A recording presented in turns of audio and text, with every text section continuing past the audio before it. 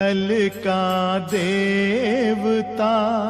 आज की कड़ी में हम बात कर रहे हैं एक ऐसे गायक की भारत का रहने वाला हूँ, भारत की बात सुनाता हूँ, जिसने महाभारत से लेकर देशभक्ति गीत और न जाने कितने ही फिल्मी गीतों में अपनी मधुर आवाज का जादू बिखेरा और लोगों के दिलों में बस गए।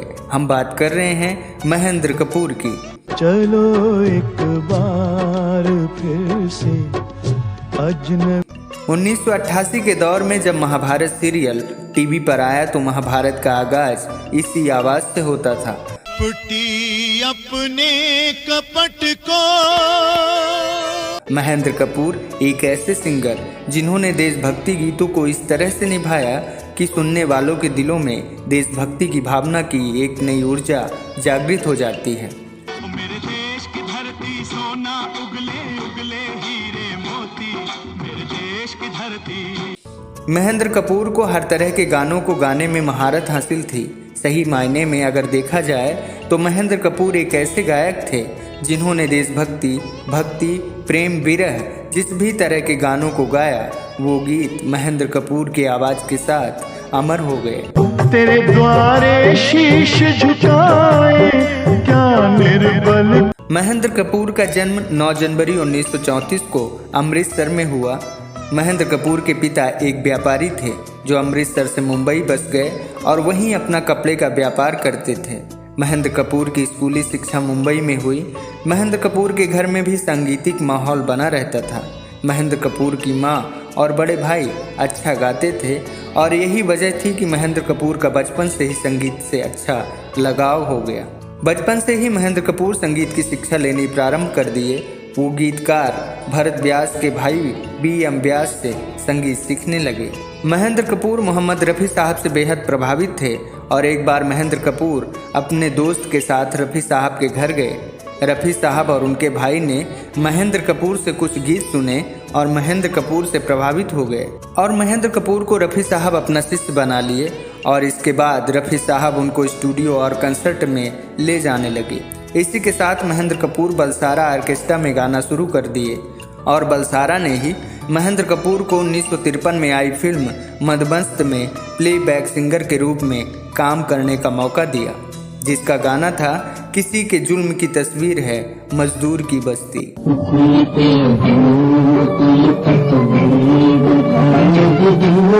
इस गाने को धन इंदौरवाला और महेंद्र कपूर ने अपनी आवाज दी।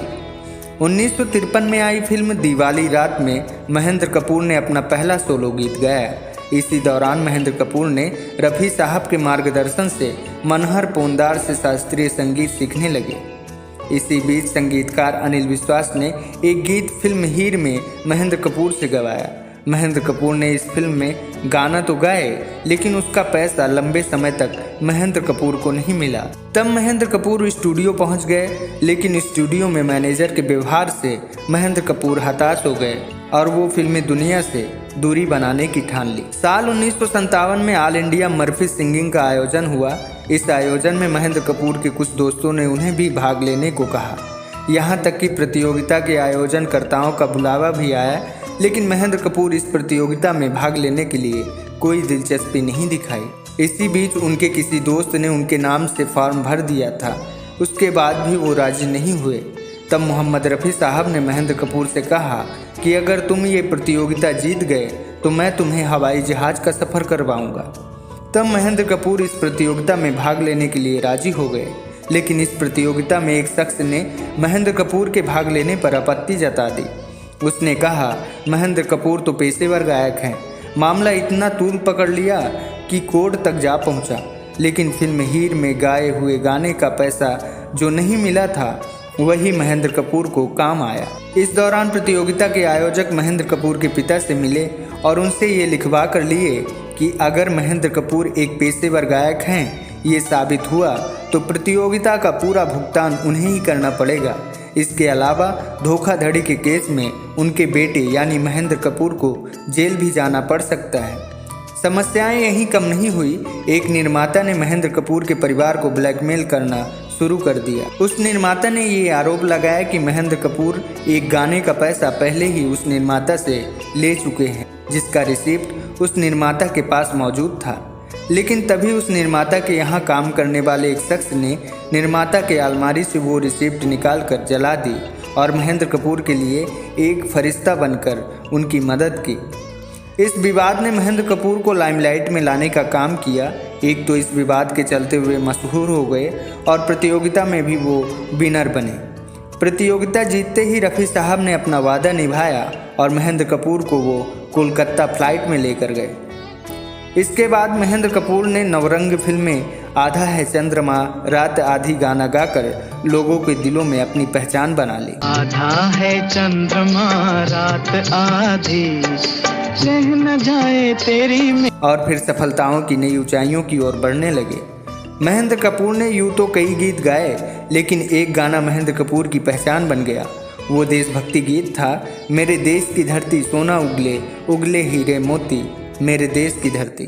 मेरे देश की धरती सोना उगले उगले हीरे मोती, मेरे देश की धरती। इस गाने ने महेंद्र कपूर की चमक को और उज्जवल कर दिया और महेंद्र कपूर के हर कंसर्ट में इस गाने की फरमाइश जरूर होती थी।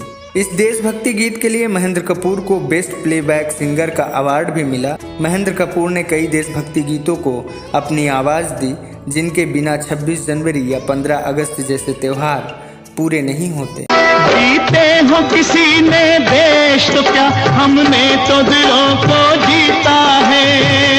महेंद्र कपूर ने फिल्मी और देशभक्ति गीतों के अलावा भक्ति गीतों में भी अपनी आवाज़ दी।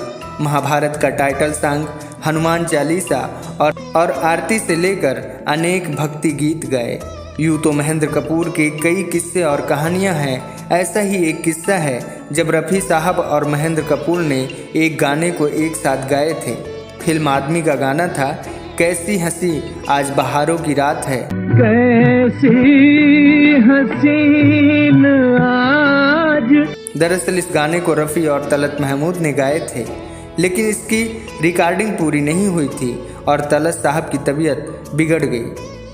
तब इस गाने को रफ़ी साहब के साथ गाने के लिए महेंद्र कपूर को चुना गया और महेंद्र कपूर तलत साहब से इजाज़त लेकर रफ़ी साहब के साथ इस गाने को अपनी आवाज़ दी। महेंद्र कपूर को यूँ तो कई पुरस्कार मिले।